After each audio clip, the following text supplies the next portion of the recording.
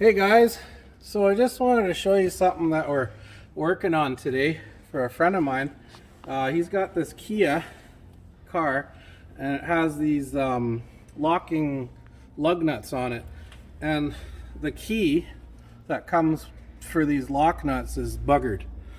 It's chewed. I don't know if you can see that in there. It's kind of dark in the barn, but it's chewed up, so it kind of goes on. But as soon as you try to loosen it by hand, guys, don't use the impact gun to take off your lock nuts. You'll destroy them. You'll destroy the key even faster. But when we tried turning it off with a T-wrench, it just slipped. So this is actually the last one. We've used this trick we're going to show you in a second on the other three and gotten them all off. And so in this case, what we did is we got a 3/4 inch 12-point socket.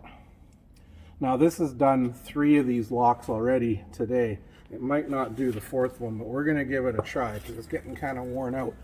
The 12-point grabs around the outside edge of that lock nut, and what you want to do is pound that on there with a hammer.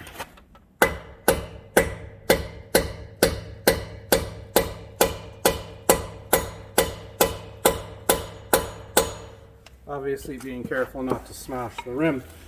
And then take your impact gun, cross your fingers,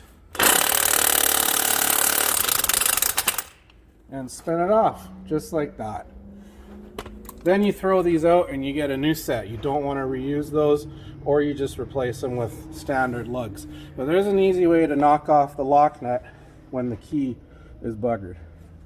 Hit the subscribe button for more quick videos on how to fix stuff like this, and we'll catch you next time. Thanks for watching.